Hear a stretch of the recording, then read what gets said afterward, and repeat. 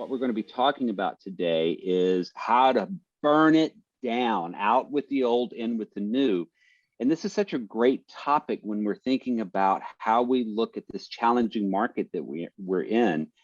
Things that we've been doing that's been our common practices, how do we turn that around and burn it down and rebuild it, make something new, something fresh, look at it in a different way. And that's what we're going to be talking about today, and how coaching plays into that and the concepts of it. So we've got two amazing guest speakers and hosts with us today. This is Kaprice Gunn and Mike Koch. Kaprice and each of them are going to talk a little bit about themselves in just a moment. But Kaprice is a master coach. She's a trainer. She creates a lot of content. She writes programs. Her brain is amazing how she thinks in granular and detail. She keeps me on track in these conversations too. She's like, well, wait a minute, we need to kind of get some stuff delivered here. Let's talk about that. So she's been 10 years as an experienced team leader and CEO of a successful Keller Williams franchise. And she's recently turned her full attention into coaching and training and building businesses and leading leaders into development and servicing the professional world in real estate. When she's not doing that, she's having a nice cup of chai tea. I'm going to guess that's what that is. Exactly. Chai tea. Yeah, that's exactly it. So, and she loves going out on family adventures. Devised for an SUV, so she's risky, she's on the edge, she likes to turn things over. I love how she's thinking here already. So I'm taking a lot of people with me. That's really kind of they go on the roll with you, absolutely. And throwing a pair of dice, I'm going to leave that up to your imagination, what that really looks like. And she loves to have dinner and eat out and enjoy the luxury of life. Kaprice, with that, before I introduce Mike, do you want to share a little bit about yourself? Well, thank you, Paul. I appreciate the opportunity to be here, everybody. I am currently a co-team lead of a real estate team of 15 in Utah. That's where I live, Salt Lake City, Utah. And I've been coaching with Workman between 4 and 5 years now, and coaching overall for 7. And I'm looking forward to an interaction and conversation with you all today. Thanks, Paul. It's good to have you here, Kaprice, and we look forward to hearing all about you. And with her is the amazing Mike Koch. He's a broker owner from Terra Firma Realty in Madison, Wisconsin. Mike is another like get it done, practical sort of guy. He comes out of the military world. That's sort of the basis of how he stands. You can tell by the hair is that he comes from that military world. And so when you ask Mike about how things are going to get done, he devises a plan, he creates action around it, and he moves it forward strategically. And at times I'd have to say as a witness, effortlessly. And I know that that's not necessarily true, but that's how it shows up. So he's a team leader of the Mike Koch team. He's consistently ranked in the top half of the 1% of their entire MLS. That's the power of the Mike Koch team. Mike is also a master coach at Workman. It's a pleasure to work with him here. He is great fit for this session here, because he's personally coaches the number 1 and number 2 finishers in the 120-day listing challenge. Now that might start a fight somewhere. And if it does, we're going to take that all offline, but just in case. So 120-day listing challenge. And he coaches multiple teams who have listing partners that each produce in excess of 90 sold listings per year. And imagine if your business looked like that. So welcome, Mike. It's good to have you here on the call and participating today as we talk about burning it down. Why don't you take a couple of minutes and tell us a little bit more about Mike Koch and Terra Firma? Yeah, so thanks for having me here, Paul. It's great to be here with you and Kaprice. And I see we have a lot of great attendees here. Many people from the Workman Success family, coaching clients as well as other coaches. So we got a great audience here today. Just a little bit of background on myself. I've been in real estate since 2001, started in the land development business until the crash of 2008. And then in 2010, we opened up our own real estate brokerage called Terra Firma Realty. And all we do is brokerage now. We're not really doing much development, although when we talk about burning things down and starting from a new development is certainly an opportunity for us.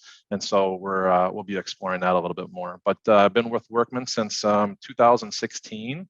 And at the time, we were a small team of 4 and doing about $375,000 of GCI, and I've been coaching with Workman since then. And since that time, we've quadrupled, almost 5x our team, our production. And if we hit our goals, or when we hit our goals this year, we'll have about a 6x growth during that time. But attribute a lot of that to Workman, the systems, the coaching. But also, I've been a coach with Workman since 2017, and I'm currently a master coach and have the privilege of coaching other wonderful team leaders and teams around the country. That, I didn't realize that, Mike. That's phenomenal growth. That 6x growth in what, 12 years? That's actually from 2008 essentially. And so leading into this conversation for today is when you talk about burning it down, you've actually burned it down before. If any of us went through that transition, in 2007, 2008, 2009, we burned a lot of stuff down during that period of time to rebuild, to kind of get to where we are today. And there's a lot of opportunity to continue to do that in our business over and over and over. So as we jump into this slide, and it's good to have you here, I'm going to share my screen and start this slide deck. Now, guys, forgive me a little bit on my technology. I'm not always the smoothest with it. Those of you who know me or know that. So I'm going to share. I'm going to do it from slideshow. Look at that. I got it there that quick. So burning it down. Here's our host today.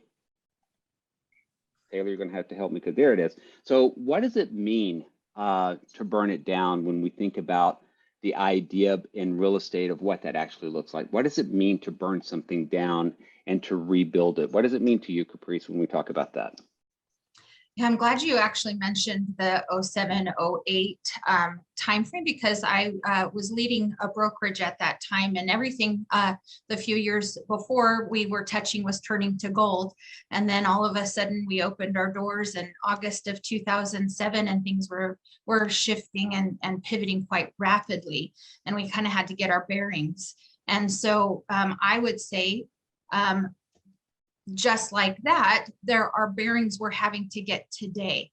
There are different levels and different types of shifts. And so I think when I think burn it down and what replaces it, this is just one thought. It's what's going on with our mindset. What beliefs do we need to let sizzle and go away so that we replace it with tactics and strategy and motivation and empowerment and inspiration so that we still get it done. So that's one thing that I would say. And for some, that happens more quickly than others. So we might be used to doing business one way. And trust me, that's the way me and my agents were at the time that we were going to, conquer Salt Lake City, and we're going to be the #1 brokerage. And we opened in 2007. Our board cuts in half. I know everybody knows these stories, but literally within 4 years, and this isn't meant to be bragging, but literally within 4 years, we were the most closing brokerage, and we weren't cut in half. And we replaced the thoughts of what's going on around us with where are we going and what do we need to do and what do we need to tackle. And so for me, I'm just going to leave it at that. Like, we need to really look at our mindset right now and make sure that we have empowering beliefs. And that's what I would recommend we were replacing things with. So that's one thought. I love that, because we're really getting into the concepts of growth mindset or being set, right?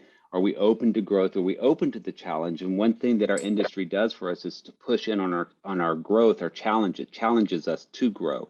This is where having relationships with coaching and leadership in your offices and brokerages can really help you tackle that faster and sooner. And one thing before we skip over it too far, it's never bragging to acknowledge one's wins when you're moving through challenging times and you create success from that. That's accomplishment. And I believe we all could spend a little bit more time looking at how we do accomplish and how we do win. And that empowers that growth mindset quite a bit. So thanks, Paul. I appreciate that. I wanted one last thought on that. And then I want to also hear from Mike on that is I was coaching an agent that I've known for almost my full 15 years. And I do coach her now. And she said, we've been through several shifts in our market and in our area. And there's a beautiful confidence for someone who's ever experienced a shift and come out on top.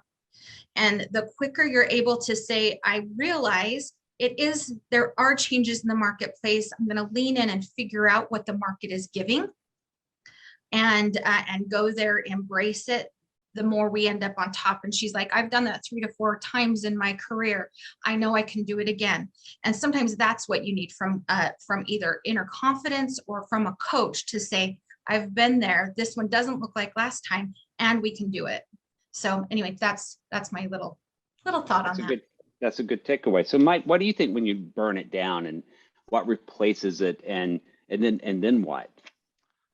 I agree with Kaprice that a lot of it has to start with the mindset. If you burn it down and you're not in the right framework of not in the right mindset, then it doesn't matter what you try to build back. And so you have to have the right mindset, but you also have to have a why. You have to have a purpose and identify what you're going to burn down. You know, why are you burning it down? And are you burning the whole house down, or are you just burning down the east wing? Because some things might not need to be burned down. Some things may still work. Some things may fit the plan. But first, we have to get the mindset. We have to get the purpose. We have to understand the why and where we want to go. And then we can evaluate what we want to burn down. When we talk about burning things down, I feel like sometimes many times we take 2 steps forward and 1 step backwards. And the step backwards doesn't mean that we need to burn that down and get rid of it. It means we might just have to reevaluate it, or maybe we need to give it more time so we can see the results of that. One of my coaching clients is on this call right now. She's absolutely amazing. And she realized in September of 2020 that what she had going, what she was building, wasn't exactly what she needed, what she wanted. And she burned it down. I mean, she burned it down to the foundation and released every member of her team, and then put certain expectations in play and said, hey, if you want to come back, these are the terms that we're going to play on, and these are the expectations that we have. And a few of them came back, a few of them didn't. But you look at where she's at right now and what she's built, not just from a production standpoint, but also from a culture standpoint, it's so much more inviting of an environment to attract other people into. And I'm very confident that she'd tell you that a year and a half later, after burning it down, what they've rebuilt is so much better than what it was. And there's so much more harmony in her life.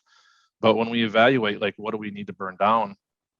What are some of those things that we're not seeing the return on investment that we need? You know, are we putting $10,000 a month into Zillow and not seeing the return? Are we hiring the proper people that we need? So evaluating what needs to be burned down, evaluating where the money is being spent, what you need to change. And it might be that your mindset needs to be burned down. You might need to refocus and reset the mindset. It might be that your daily habits need to change. You know, so many times when we see people not achieving what they want, it's because they're not doing the daily activities that are going to get them to where they need to go. So it could be return on investment things that need to go. It could be people that need to go. It could be mindset that needs to shift. It could be the daily habits and what you're doing on a daily basis that need to be burned down and rebuilt. You know, immediately coming to mind on that, and Kaprice, you can chime in on this too if you want, is that when I'm hearing you talk about that, it's being really clearly and truly honest with yourself, and not attached to, for want of a better way of saying it, ego. So what are we experiencing today that when we think about burning it down, what would cause us to look at something today to burn it down? And that could be centered around most of the country having challenges with listing inventories, is really burning down, this deconstructing how we go after listings, how we speak to our databases or our top 50, or how we're marketing, and really looking at that, saying, is our message penetrating, and are we able to offer support and guidance to our community? Are we being honest with how we're looking at this? And taking a hard step. Your client that you're talking about that burned it down, had to restart, redid everything all over. That's brave. That takes a lot of courage, takes a lot of commitment, you know, and being really clear about outcomes of what you're talking about, right? What's our mission? What's our vision? What's our values? What do we stand for? Because those stay in place pretty much no matter what happens most of the time. We're still going here. We still have a value system that we're after. We're just burning down some activities, not us necessarily. Does that resonate a little bit? Honesty? Absolutely. And I like what you said about messaging, Paul, right? Like, all the media is talking about there's no inventory out there. All the agents are talking about there's no inventory. Here we are with hundreds of people on a webinar looking to find ways to gain listings and create inventory in their marketplace. But when we carry that messaging across to the industry and to the general marketplace, if you find out that there's no toilet paper at Costco, are you going to go to Costco and shop for toilet paper? And the answer is going to be no. You're probably going to look somewhere else, or you're probably going to hope that your supply from 2020 is going to hold you through. But here's the thing, if you're constantly hearing that there's no homes for sale, are you likely to put your home on the market, or are you going to keep your home off the market because you feel there's nowhere to go? And I frequently see agents post on Facebook of, hey, if you could get $50,000 more than you thought for your house, would you sell it? And the majority of the responses to that agent's question or poll were no, because there's nowhere to go. Well, there's nowhere to go because that's what they're hearing in the media, and they're even hearing it from the agents. But what if we change the messaging? Right. So before this call, I did a little bit of research to find out what's happening in our marketplace. And we'll get to that a little bit more. But in many marketplaces, there is inventory out there. It's just that it's coming off the shelf so fast that it looks like the shelves are bare. And in my particular market, I know that 2 years ago, the average days on market was 69 days, and now it's 34. So it's like cut in half. And so that's going to have an impact on what inventory is out there. But there's within 1%, there's as much inventory selling in my market right now as there was in 2019 before the pandemic.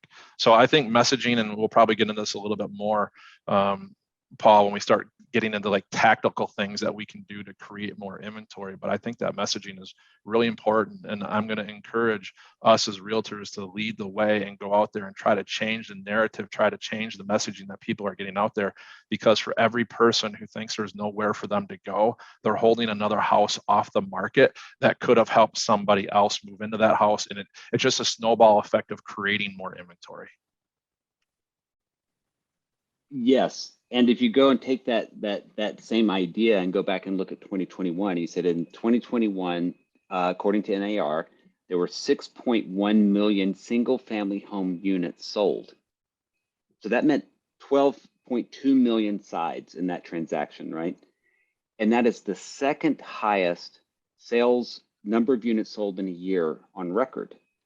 So what you're talking about is that the messaging has not been clear because it's the second highest. So there's actually inventory there. It's just moving so quickly, right? How do we see it sooner? That becomes the question. And this is getting into what are we going to deconstruct or reconstruct to actually see what that looks like. So when we're looking at this slide here, Kaprice, did you want to add to that concept? Well, I think Mike, let's go just in one of the messaging areas, because we want takeaways today. When someone says to you, and I don't mean to take over moderating, I just want to talk about this with you, Mike. When someone says, I don't know where I would go, what do you say to that? Role play, here we go. All right, I love it. First off, is going to be qualifying. Where do you want to go? Let's take it from there's no houses for sale, I have nowhere to move. Let's play on the emotion and go to where do you want to go? Do you want to stay in the same community? Do you want to move across town? What's important to you in that search?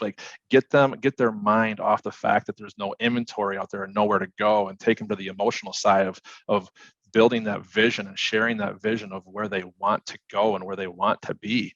For me, I frequently tell people that I've never had a client that's gone homeless.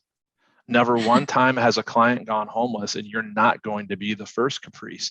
And so we have definitive strategies set up so that you won't go homeless. And we're going to reach into our toolbox and we're going to pull out the strategy and utilize a strategy that's going to be most beneficial for you, because everybody's different.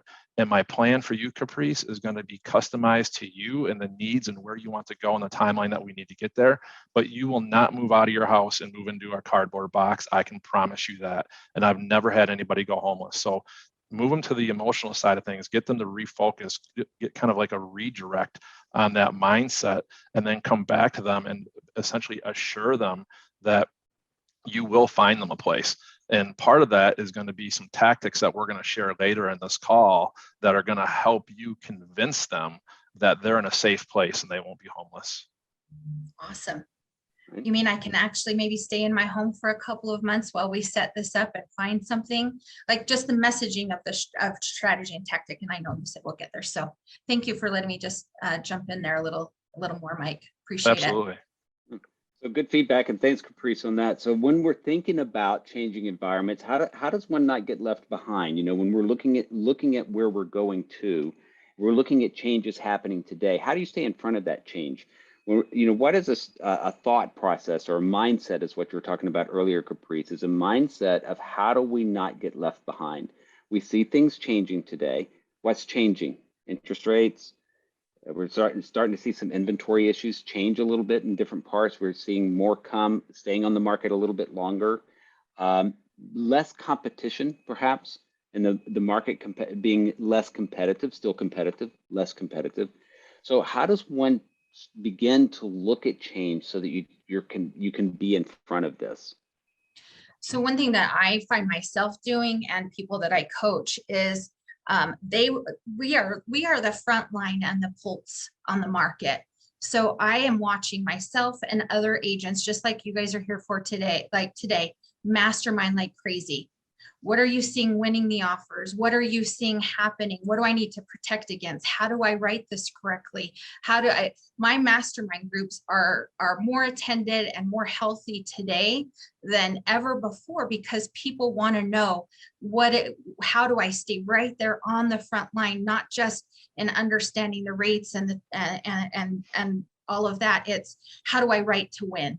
And so that's one thing that I would say is, are we staying curious and staying in the conversation that's happening, or are we backing out and letting a conversation happen in only our head about how tough it is?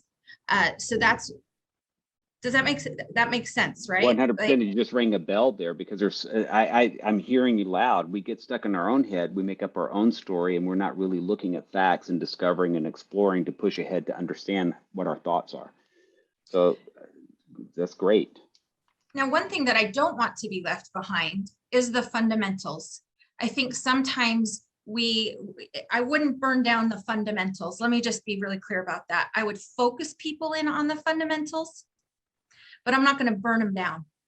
Because if we look at statistics year over year over year of how a seller finds their real estate agent, our top 60, you know, let's call it 63% of sellers find their real estate agent because they have used them in the past or know them or are referred to them.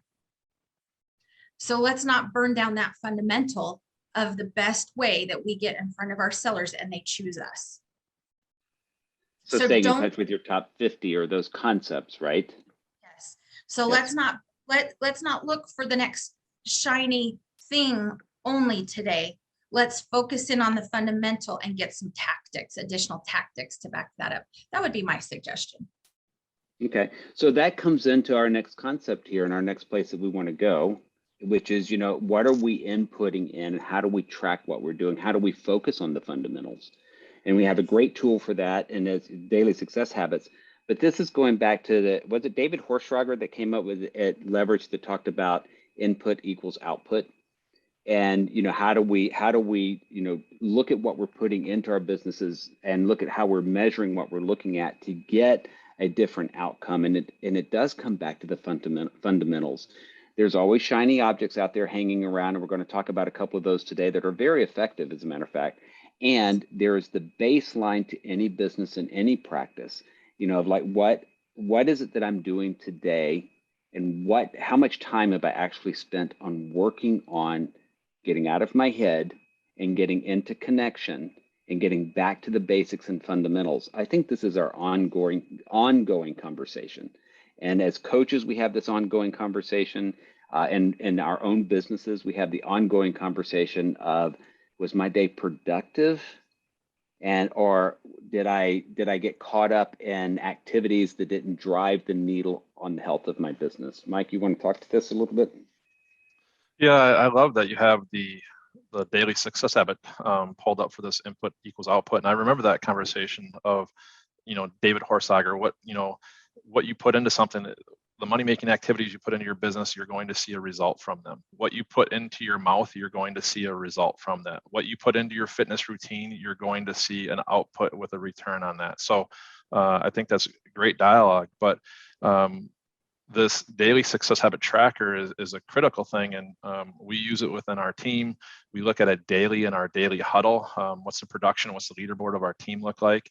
And then I use that during a monthly coaching session that I have with each of my agents on my team, and that really starts the coaching session. But we like to break it down, or at least I do, a little bit further and say, okay, it's not that you just need to get 61 points a day, because everybody's different based off of their goals. And so we start with, what is your goal? Like, what is your income goal for the year?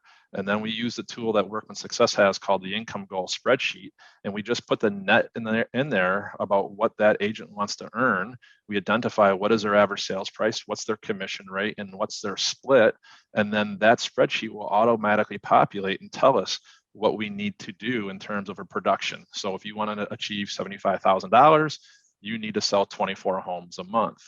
But then we can use this daily success habit to break it down and say, okay, if I need to do 24 sales in a year, then I need to have 2 appointments per week.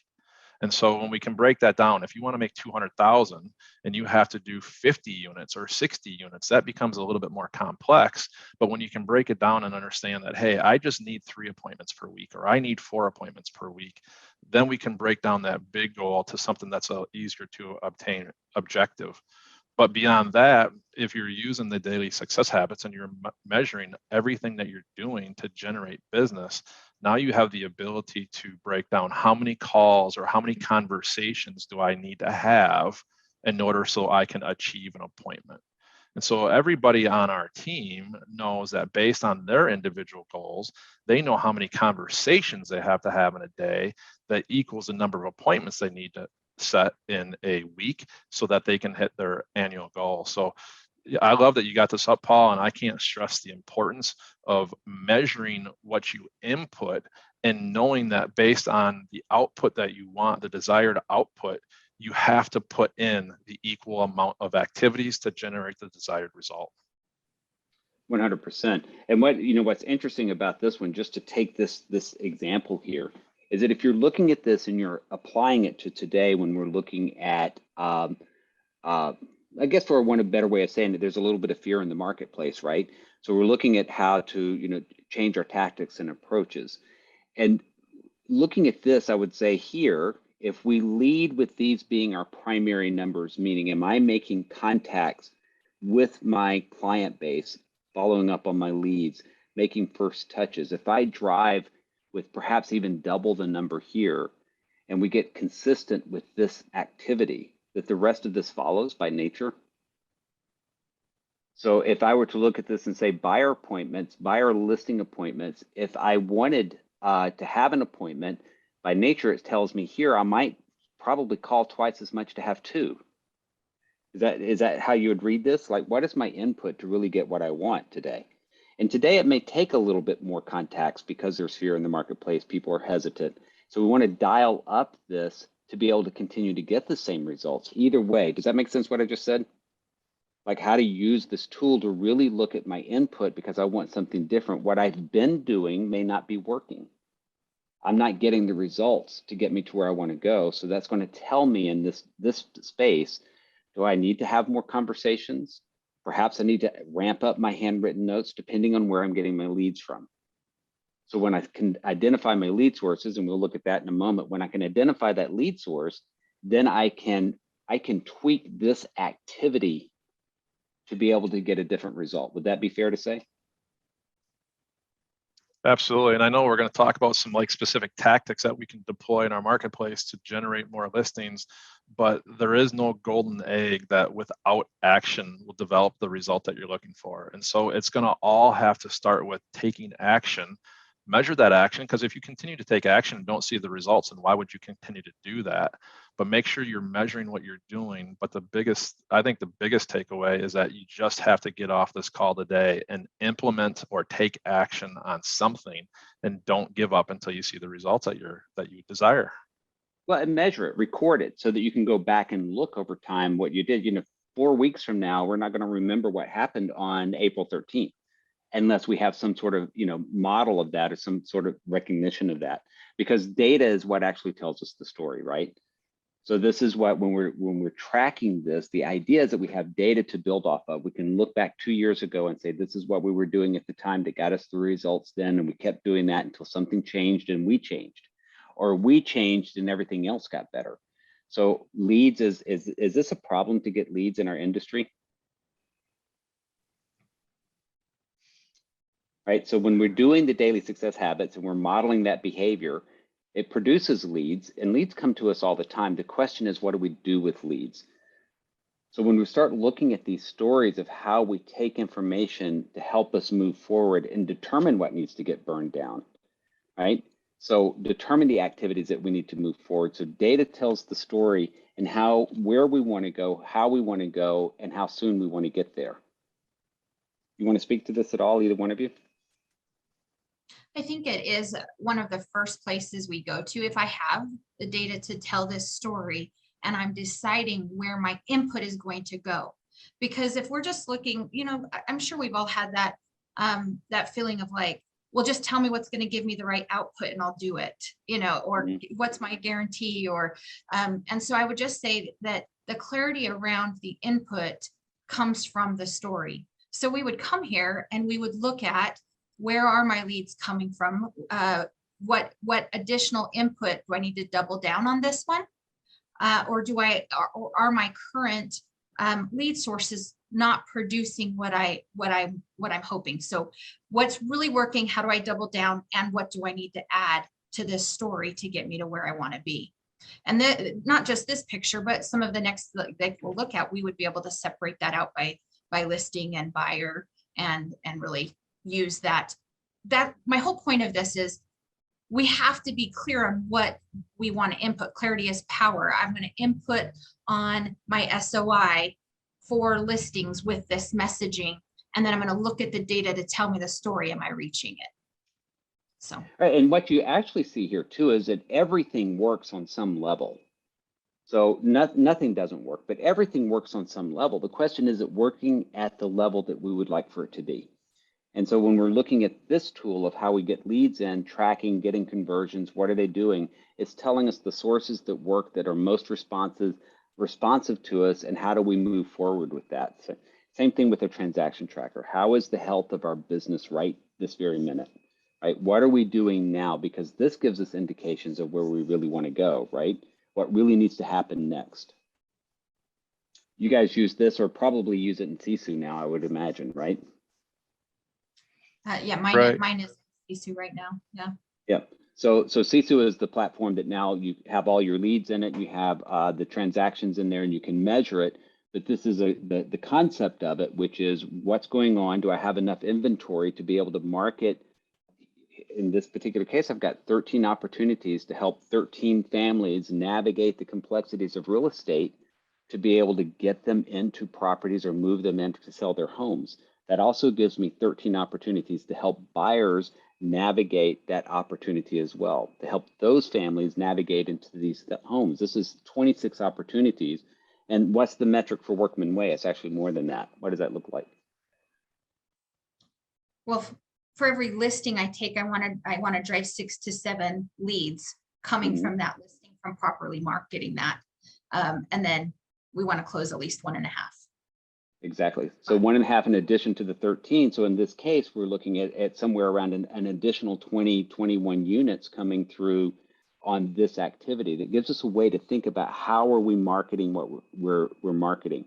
Again, back to today, marketing. How are we marketing today's market when we sell a house in less than 24 hours?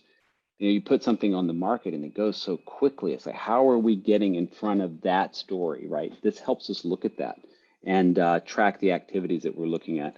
How do we come up with these projects, and where do we put them? What do we focus on? How do we know how to grow? Agile is a tool. Both of you use Agile. Kaprice, even though you're not in sales anymore, I'm sure you use some version of Agile in terms of how to track projects that are going to help you get to the next place. I do. I have an Agile for our director of marketing, for our director of operations, and our ISA director. Yeah. So the answer is yes, we use it. So you have everything. And Mike, I'm sure you live by it. Yeah, absolutely. I mean, our business is revolving around the Agile. We actually have our leadership team meet every Friday to discuss what are our top 10 in our Agile and go through each of the most important projects that we're working on and do a review of the sprint to make sure that we're making progress on it. But that's basically putting your business plan into motion is how I look at the Agile. Well, and this is actually a place to begin the burn. When you're talking about burning down and rebuilding, you have on this Agile, for those of you who don't know, Agile is a place that we collect the mind map, the thought process of all projects that we believe can help us grow our businesses. And we organize these according to importance, looking at money-making activities and operational excellence, and we sort them accordingly, working on the top 3 or 4 most urgent that are focused on those 2 primary bases. We build activities around them. We build systems because our intention is to do them more, and get better and better and better at them. And then at times we find out that after we finish project number 3, project number 4 isn't necessarily the next thing because the market shifted, or we go through this mindset of having to change or needing to change. And we say, oh, actually, it's project number 97 that's the next thing that we need to work on. And it's something that I put at 97 maybe a year ago, but here it is. Today's the day to put it into action. And so it's a place to really start your burn. It's how I look at this Agile. If I'm looking at rebuilding, what has been my thought process going along? What have I been working on? What have I been thinking about and collecting? This is a great tool to come back to analyze and already have some launch pad to come from and not necessarily start all over. So it's when we burn down, we still have what? A foundation, right? There's still a foundation in place. That's what this is. To a certain degree, it's your foundation. Would you agree with the concept? I would absolutely. Like one of my goals, and we're not completely there right now with my director of marketing, is how easily can the agents on our team tell their own story? Do they know how their own top 50 is performing and what kind of return on investment they're even getting for their second investment? We might be investing in the top 50 item. They're out working the relationship and the rapport. And can we all easily see that? And so that's one of her top projects right now, is how easily can we tell our own story around the agent's own productivity? What's happening with their SOI? When they work our open house strategy and go door knocking and hold the open house and circle prospect just listed, can they see their own results? Well, and that's like literally one of our top projects. I love that. So of how to use this tool, what you just said about tracking agents' results so that we can tell stories around it, that helps give confidence and success for everybody else on the team, is it's moving that idea forward that we can all do this, right? So Mike, you had talked earlier about, and I'm picked up a little speed here because we have some things that we really want to dig into in the next couple of slides, and I want to make sure that we have time for it. But in our conversation, Mike, you had a great sort of idea, not idea, you're practicing it, of when I was looking at the shifting market, what I found is I wanted to train my agents on a higher level, right? I wanted to give them a new way of thinking. I wanted to take them up a notch or two. Do you want to talk about how you use training to actually burn down or retool to get different results with your agents, to give them more skills? Yeah, absolutely. One of the takeaways I had from Leverage was when we were listening to David Horsager speak, was that that knowledge is 5 times more powerful in this marketplace than online reviews.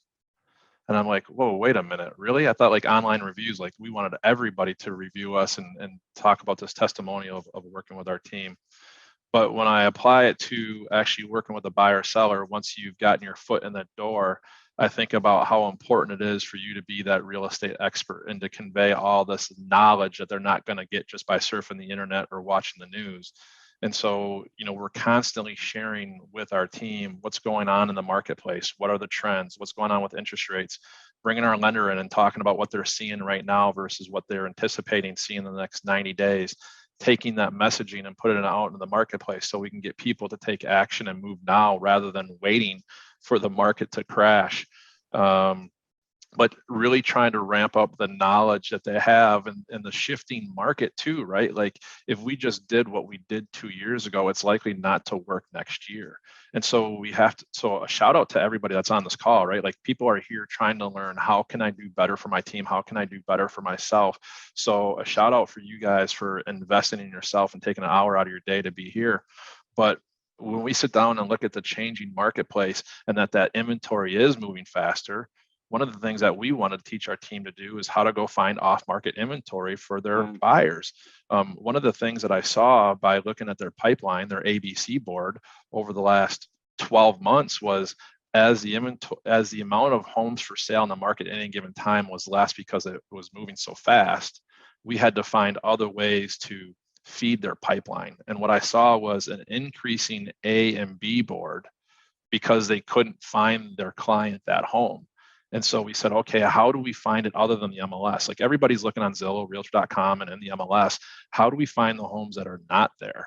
And so hold it just 1 second, just so that we can back up for somebody who doesn't know. An A and a B are your most active clients who are going to do something in the next 90-ish days, 30 days, 90-ish days. So they're very hot. They're looking for activity.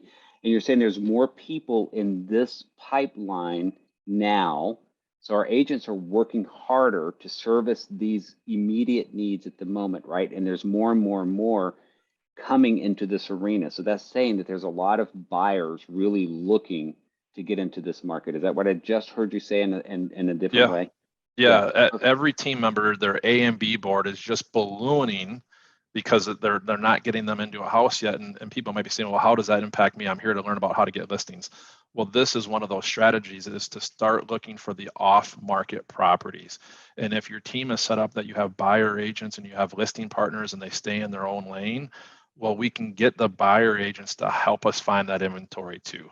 If they have 20 A leads and 40 B leads because their pipeline is just ballooning, we know what's out there on the market. So what if we talk to our buyers and we say, you know what, this is a partnership and trying to help you find the right house for you. And so while you're looking online at what hits the market and you're favoring properties every day, I'm going to be spending the majority of my effort trying to find a home for you that's not currently on the market, because when I do, then we're not going to be in a competitive offer situation. More contingencies will probably float through that offer process. We're not going to have the price bid up as high. And so looking for that off-market inventory for buyers that you already have. It's not like, hey, let's go try to find a listing and put it on the market. It's, hey, I've already got a buyer who's going to buy this type of a house. Let me spend my time on going out there and finding that house for them. And when we talked about leads earlier on, I believe that most people probably have too many leads. They have too many opportunities, and that the natural mindset of a salesperson is to go really wide and circle as many opportunities as you can, when in reality, we got to go really deep. We got to narrow the focus and go really deep and build that relationship. But instead of spending time qualifying new buyer leads and going through LP Mama and setting them up on searches, how about we get more intentional with the leads that we have, and we actually go out there and we create the inventory for them.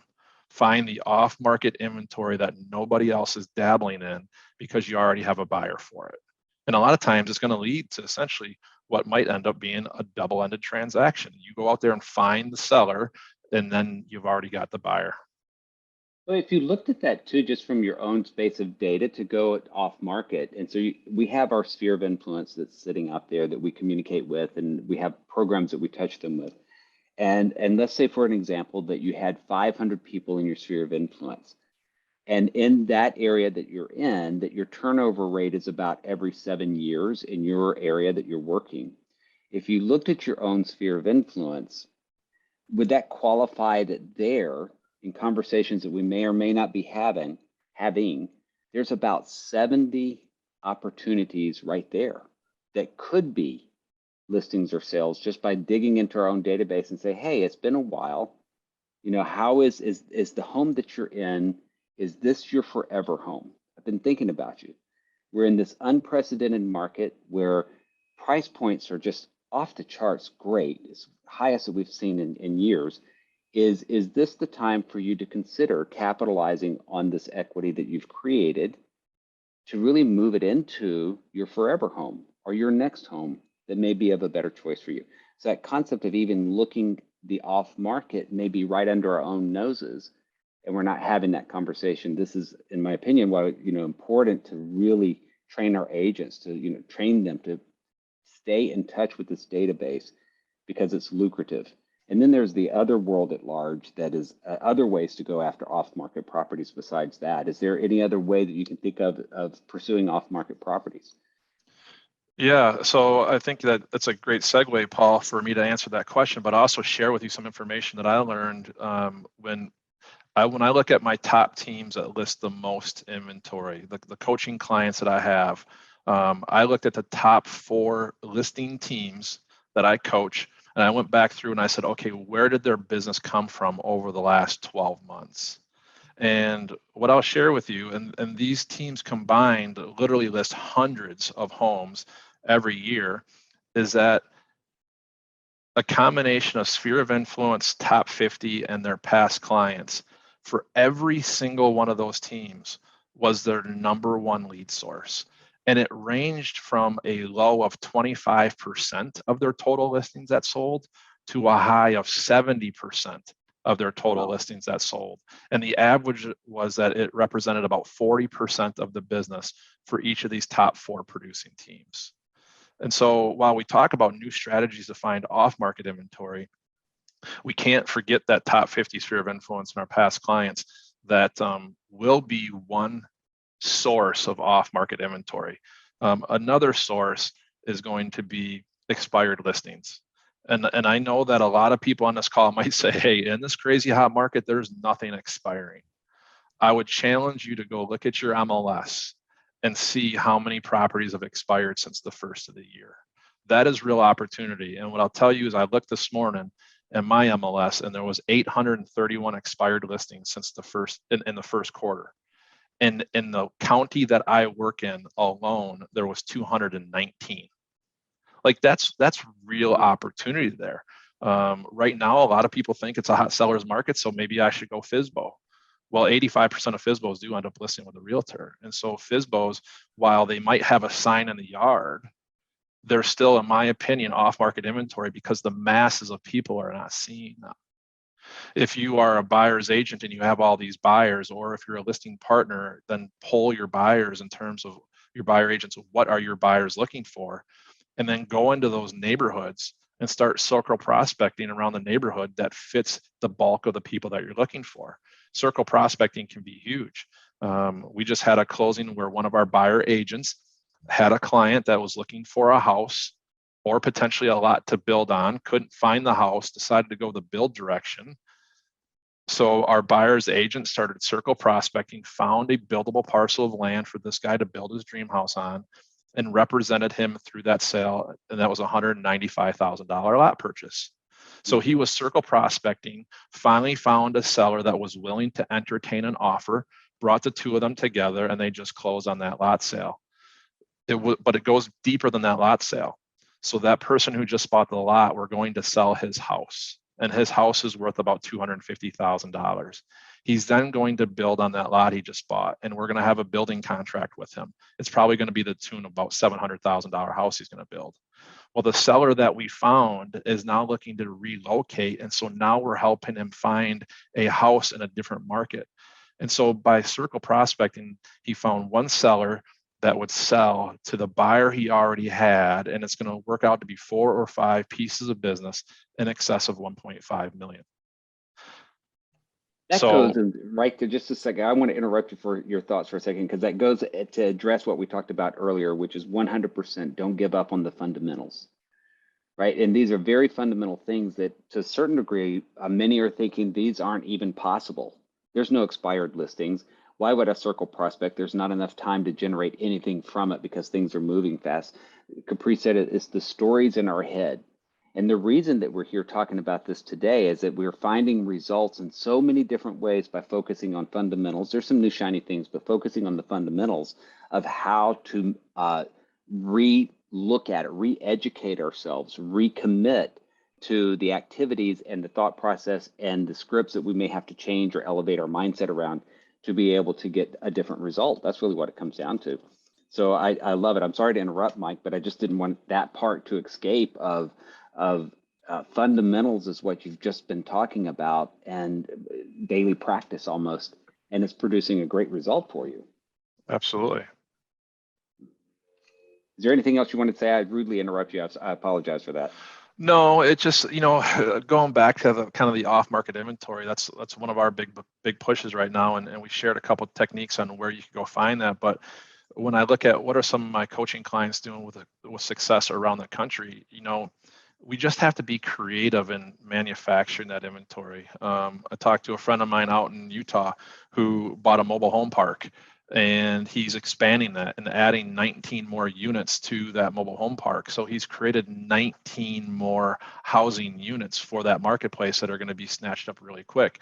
I talked to a friend of mine out in Idaho who is buying raw land and doing developments, and at first just started selling lots. Well, now he's partnering with builders to actually sell homes. So now he's generating revenue not just off the lot sale, but also the home sale.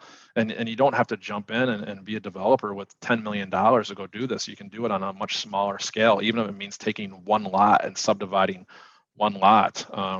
I look at my business coach and what he's doing. He's creating inventory in his market by buying lots and then putting spec homes up. And he was able to partner with a builder so that he can still make $40,000, $50,000, $60,000 per home sale by creating the inventory. So we just have to get creative and find ways to create the inventory because the demand is there. Yeah, I hear your coach is a slacker, but he's okay. So just saying. Hey, I think those are great ideas, and I love just funneling down into that and just not taking anything for granted. One of the things to not take for granted is what Kaprice has been working on too, which is, take something that we do all the time, maybe not burn it down, but let's take it down a little bit. Let's rebuild it. Let's look at how we do these activities to get the best results. Kaprice, you want to talk about your open house schedule for your team and what that really looks like and how you leverage this? You bet. I know that there are different things in our markets that dictate when we can do certain things and what we can do. So please keep that in mind. I know some of you can do coming soon, much earlier as well. So on Monday in our team meeting, we go ahead and we do open house assignments on any new listings that are ready to go. And by Wednesday, our marketing team is creating the door knocking flyers so that those are ready. Thursday, our property goes up and the agents do go out door knocking around that property. On Friday, our agents are doing the circle prospecting in the neighborhood to the just listed. Our marketing department's putting out Facebook events and on Facebook Marketplace and another local thing called KSL. And then on Saturday, we're holding the open house, and we're generally having 2 to 3 agents per home, just because of how it's been, the number of groups that have been showing up. Monday, we're doing offer review and reporting on leads to the team and how that all went. And by, generally Tuesday, Wednesday, we're under contract. And so I'll just highlight that this is one way. I'm sure a lot of people are doing this. So to me, when I was telling, Paul and Mike about this, they're like, no, we really should share this because it is creating results. And so now I'm going to share that a little bit with you. I think I just kind of take it for granted, but this is what input looks like. We're so clear on what input looks like and the output we want from properly marketing this home that I just took a sample from my group. So let's go to the next one if we can. So I had 3 agents working this particular home open house. And this is just a sample of what the ad looks like, their door knocking flyers and how it's all put together. And then if we want to go to the next slide, I'll show you some of the output that came from that. So it was kind of fun on your on my left side where you see the WhatsApp picture. These 3 agents, I had agents out in another area, and then I had these 3 agents, and on WhatsApp, which is a way that it's just like our own little text messaging. All of these 3 agents that you see there pictured started real estate within the last 4 months. Wow. And so they're challenging their mentors because they all have mentors. So they said the fresh new agents versus the seasoned reps today. Let's see what you guys can do, or something like that. And then they have just a little bit of fun. Well, those 3 did door knocking of 71 doors, had 25 conversations, and created 6 leads. Circle prospecting resulted, only one agent did it that day, and resulted in 8 conversations, no leads. And then from the actual open house, we got another 3 leads. And there was 1 buy sell and the rest were buyer leads. So I just So want we're to be really actually getting leads. Yeah, you're getting leads from your open house strategy because you're actually implementing some tool to say, let's measure this and see what results we get so that we know what's working, not working. I was just watching Mike's face because when you did the seasoned agent versus the newer agent competition, I could already see Mike was about ready to jump to the screen, like nobody's going to outsell me. That's the first thing, right? So it creates a lot of fun and excitement to get some energy up around these ideas, but 100% Kaprice, this is why it's important. I don't have enough time. Everybody comes to the open house with an agent with them. There's all of these, well, let's call them excuses, right? Of why not, as opposed to what's possible. And what you created here is a platform, if we just move back to it, this is the platform that creates the what's possible, right? Let's look at this and let's see what happens. Follow a program, let's measure it specifically. Mike's agent one time, talked about, do this way, do it 50 times, follow it and say it the same way 50 times over so that you can see if there's going to be a result. If we change it every time we do it, we won't have enough time to measure an outcome. The input changes so much, there's no output. And so, you design something, run with this for 6 months, right? See how it goes and see if we can get different results from it. So we have just a couple of minutes, and I know everybody's time is super valuable, but this is a focus on the use of time and results, right? We covered this a little bit of belief and processes and systems. We've seen this shown up through the slide deck a couple of different times here, and it's to really, find out, address your belief system, open it up. In my opinion, of what we've been talking about today, burn that down. Look at your belief system and say, what can be different about how I think about what my business opportunities are? Let me create a process around new ideas so that I can know that I'm doing something different and how to move forward and create systems so that I can track it and measure it. Those are all of the things that we work for. We've got just a couple of minutes. Can we share some stories right now about some new things? I mean, one thing I can throw on the table real quick, we forget about this. It's one of those old techniques. When you're prospecting out there with new clients or your clients that you're talking to, ask them about commercial opportunities. Many of them own businesses. Are they sick of their businesses? Is it time for them to get rid of it? Are they tired of making pizza? Is it time to sell that real estate? Turn that over to a qualified commercial agent if it's not you. And having those bilateral conversations there to dig deeper really create some great results. Does anybody, Mike, Kaprice, you have something else you want to share about some new ideas? We did off market. Yeah. Well, anyone who is at Leverage probably heard Jeff talk about the fact, and I like to give credit where credit's due, that's why he's up here, is Jeff talked about creating $500 million